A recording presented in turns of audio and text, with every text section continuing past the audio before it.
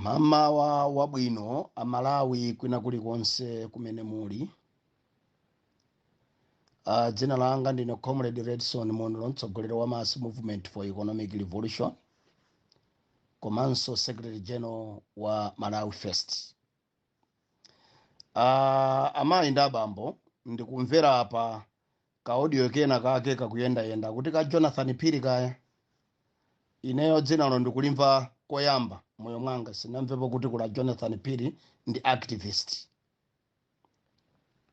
Koma Malawi chimene ndifuna ndikuzeni mama wa uno. Malawi Congress Party motsogoleredwa ndi amayi ena ake ali busy kupanga divide and rule. Chifukwa mademo apa 30 apanga nteng'eneng'e, boma sili kugona. They are using all the strategies. Pali zambiri zimene zikuchitika, ena kupita ku koti, ena kugwiritsa ntchito anthu zigawenga zomatiopseza, ndi njira zambirimbiri. Ena kubwera amati panga divide and rule, ena kumana amakuti yayi ku South Africa kwapita ndalama, kugwiritsa ntchito akuti akapatsa Benilongwe. Amayi ndi abambo kwina kulikonse kumene muli, anyamata ndi asungwana, pa zonse zimene zikunenedwa nzabodza. Munamva ena anatulutsa audio pompano ndikumanena kuti ine nzanga ndi Benilongwe, ine nzanga ndi Gondwe. Zonse zija ndi bodza. Cholinga chonena kunena kuti ifeyo ena afa Malawi First tidzimva ngati kunena kuti nda Gondwe akumalankhulana, nda Benilongwe akumalankhulana. Cholinga chonena kuti anthu mudzipanga mob thinking against those people. Ndi zabodza. Ineyo ndikumva koyamba kuti kunja kuno kula Jonathan Phiri sidamvepo moyo mwanga, sinakomane nawo. Ndikukhulupirira kuti uvini wonse kumene aliko akhoza kundivomereza. Ine sindikwadziwa, sinakomane nawo. Ineyo ndakhala ndikupanga activism for some time, koma sinamvepo nzeno mdziko muno kuti muli a Jonathan Phiri ngati activist. Ndikungomvera apa, mwina ndikuechara komweko, koma sindinamve yani. Awawa mayi ndi abambo ndi ena mwa anthu amene ali disgruntled kuchokera ku HRA, because ku HRA kula anthu ena amene awukira, amene aganiza kuti awukira anzawo, adzigulitsa anzawo, amene anayamba activism cholinga choti ati awadziwe, akatukwana awadziwe adzapatsa makobidi. Ndiye adakwanitsa, adakhala successful, adapeza mabanja ku State House konko. Amenewo ndi amene ali busy ndalama timene aboma akusowa nazo zochitazo kumapatsa anthu ngati achina Jonathan Phiri kuti adzilankhula zinthu zoyipa za mademo athu. Ine amayi ndi abambo, anyamata ndi asungwana, Amalawi nonse kumene muliko, ndikulankhulane ndine Secretary General wa Malawi First. Mu Malawi First mulibe wina aliyense amene walandira ndalama, ndipo palibe wina aliyense amene akupanga negotiate china chilichonse cha ndalama, ndi chabodza. Ndipo ku Malawi First palibe wina aliyense amene akupanga support kapena kupereka sponsorship ku mademo amenewo. Zimene zonse zimenewo amayembekezera a Jonathan Phiriwo kuti anthu akamapanga mademo amakatenga sponsorship kwa wina wake. Ife mademo awawa tikuwapanga tokha, ndipo tikuwapanga opanda ndalama ine iliyonse. Ndipo kuti sidziwike kuti Amalawi ali committed ku mavuto amene akumana nawo, adzatuluka okha. Palibe munthu amene angapatse ndalama, chifukwa Amalawi akuvutika okha, akufuna kuti zinthu zisinthe. Akuvutika ndiwo, sife. Tikuvutika ifeyo, yes, koma kuvutika koke kwa minimum. Anthu enafe tili ndi zochita zooneka. Ndiye tikuzeni amayi ndi abambo, zimene akunena Jonathan Phiri ndi zawo. Anyway, pota kunena kuti wansala adaona nkhondo, ife tione tidikira tayima pano iwo adutsa kuthamanga ndi misala yawo ali maliseche kuti nkhondo iyo ndefe takhala pano tione kuti nkhondo ichokera kuti. Koma ife Malawi First tifuna tikutsimikizira na Malawi, wina afune asafune, mademo pa 30 alipo ndipo ndi yanyo. Mukatanjira ya mtanda, ife sindife dzifamba, timaneneratu, sindife dzifamba. ndipo musabweretse zinthu za mpungwepungwe zoti zidzioneka ngati kuna kuti ife tili ndi zolinga zoti tidzabweretse chisokonezo mdziko muno, olo tidzaswe magalimoto a anthu, tidzaswe nyumba za anthu, olo tidzakumbe misewu. Ayi, sitingaononge katundu wathu yemwe, sitingaononge misewu yathu yomwe, sitingaswe magalimoto a anthu oti sadalakwe, sitingaswe mashopu anthu oti nawonso akuvutika. Ife mavuto athu ndi policy direction ya boma. Mavuto athu si munthu. Katundu amene tingaswe wa boma pa tsiku limene lolo amayi ndi abambo ndi wathu. Oti boma lilikapita katundu yo tidzafunanso kuti tingwiritsire ntchito, ndese tingaononge zinthu zathu zomwe. Ife ulendo unowo tukapempha president kuti asiye pansi udindo. Andi zimenezo tikazichita mwamtendere, ife tikayenda mademo mwamtendere, mosamenya wanthu, mosaswa katundu wa anthu, chifukwa ife sitikapanga zawo chifamba. So inu ngati munena kuti kakhala njira ya mtanda, kumene chimene tufuna ife uthenga wathu tikhoza kutulutsa ndi kupereka kwa Malawi, uthenga omweko kupereka kuboma munjira bwinobwino imene tayisankha ife kuti tidzapangeyo ya mademo, kuchokera paka pa Lilongwe community, M1, area 3 roundabout, crossroads, tikachoka pa crossroads tukafika interchange, parliament, capital hotel roundabout, ulendo kutsetseleka mpaka tikaime pamalo pamene pali 100 meters kuchokera pa gate ya Camus Palace. Palibe amene akamenyedweko kumeneko, amayi ndi abambo tikuzeni. Palibe galimoto ya munthu ikaswedwe kumeneko. Palibe shop ya munthu ikaswedwe. Palibe office ya boma ine liyonse ikaswedwe. Palibe wa boma wina aliyense akapangidwe target olokupa. Ayi, nchifukwa chake tikunena kuti amene mukunena kuti anyamata tengani malekene, mutenge dzikwanje, mutenge nthungo, mutenge mfuti, simuli gulu lathu tikukukanani. Amene mufuna kutenga zida kubweretsa ku mademo, sitikukufunani, simuli gulu lathu, musabwere. Inuyo ndi amene mwatumidwa kuti mudzilankhula zinthu zopepera ngati izi ndi cholinga choti mwasokoneze wanthu. Amalawi ndikukuzani kwina kulikonse kumene muli, musasokonezeke ndi zimene akunena Jonathan Phiri. Musasokonezeke ndi Jonathan Phiri zoti ndi activist ndikumvapo mpano. Sinamvepo ineyo, mwinaso odi yawo ndikuimvera koyamba. Koma ndikudziwa kunena kuti ngati akutchula HRA, for HRA ili divided. Ena anatulukamo mu HRA. Ndi akutidziwa kuti members tawo tina ndi tina. Ntimene akutipatsa makobiri kuti tidzisokoneza zinthuzi. Koma ifeyo tikuzena amayi ndi abambo. Atsogolera Malawi First tilipo 4. Ku HRA ko kunachoka Abeni Longwe okha. And Abeni Longweyo anabwera ngati munthu ku Malawi First. Ku CCTV kunachoka Boni Kalindo. And akalindowo anabwera ngati munthu. And sitinapange involve anthu athu. Tinawafunsa kuti anthu athu abwere molingana ndi chisago chawo, chifukwa Malawi First ili ndi different philosophy. It is a pressure group. Sibungwe. Malawi First is a pressure group, sibungwe. Posa chedwa apati khatu kumapangetsa misonkhano anthu kwapanga sensitize za mavuto amene alina akuyenda nawo akukumana nawo mdziko muno. Mbene angathe kuwapangira approach. Ku Mass Movement for Economic Revolution kudachoka ine ngati Redson Munlo.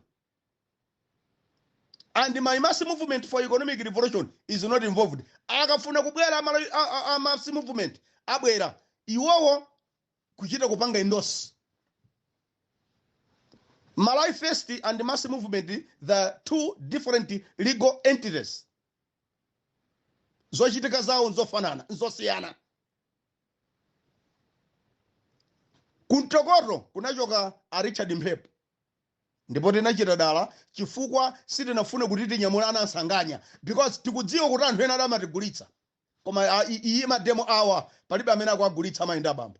Even munthu mmodzi atagulidwa koma mademo achitika. Even nitagulidwa ndine amene ndiulankhulani koma ine ndekha ndine sagulika. matenda malonda ine ngakanyimbi sagulika ngonunka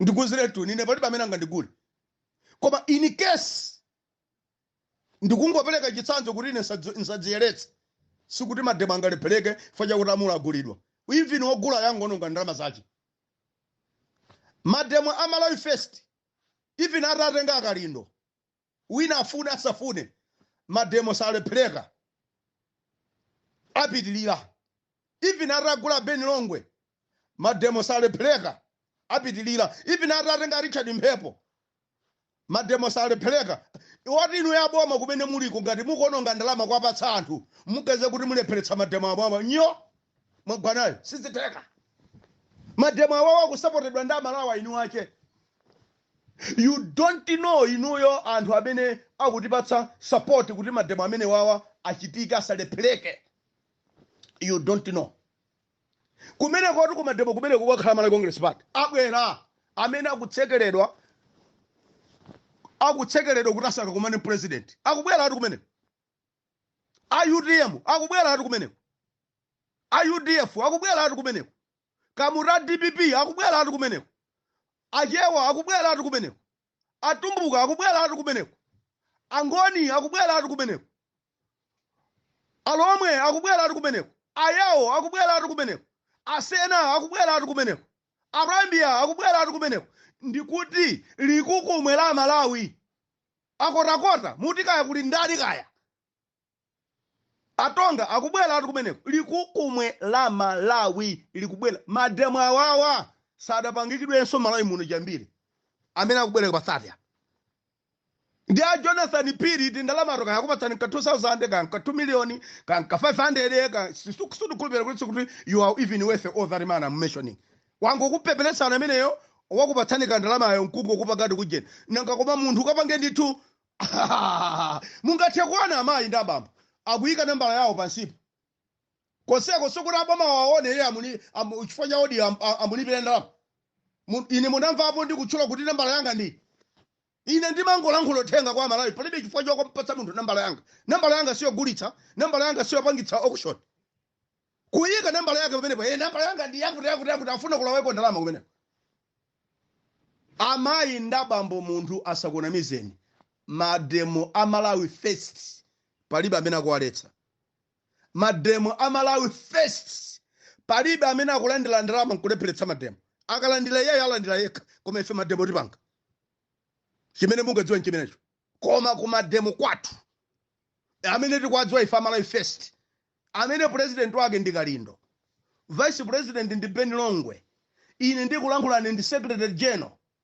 a Richard Mphepo ndi treasurer general palibe akulandira ndalama ndipo palibe amene angadiletse mademo pa ifeyo forofe palibe ni mmodzi yemwe amene akulepheretsa mademo akakwanitsa kugwetsa ine anthu atatu atsogola mademo ndipo adzatheka adzakhalanso anyo ine ndingononga mbiri yanga ndikuthapo mpofa kayakhala Kalindo angononga mbiri yawo athapo mpofa kayakhala Beni Longwe angononga mbiri yawo athapo mpofa kayakhala Richard Mphepo angononga mbiri yawo koma athapo mpofa koma mademo awawo apasete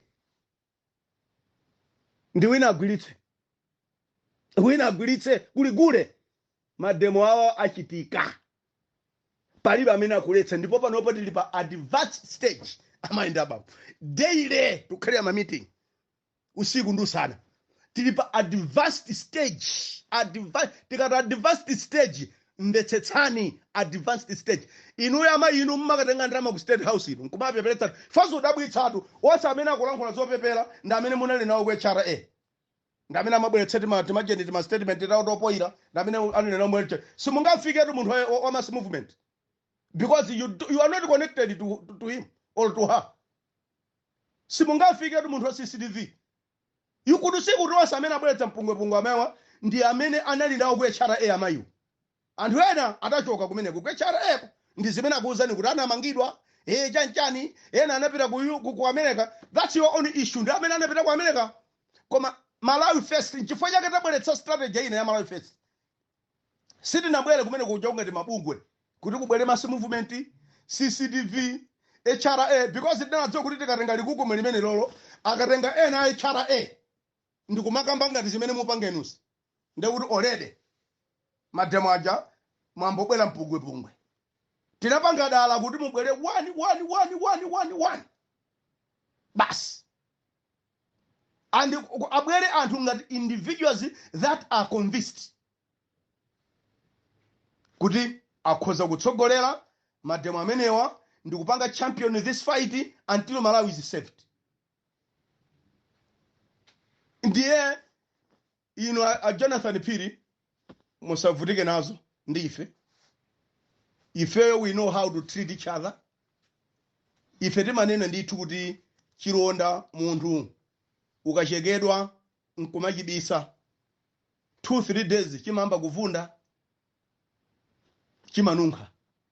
Ndiye ngati mune nazo ndizoona as we are going closer to 30 timva zilipeza Malawi adziwaso koma as the status is ifeyo Malawi First anu wake sidi kudziwa it doesn't exist ndinkamba kamwe chabwe za inuyo mwapatsidwa ndalama ndi mmodzi wa amene munkagwira naye ntchito kale amene akuyuzana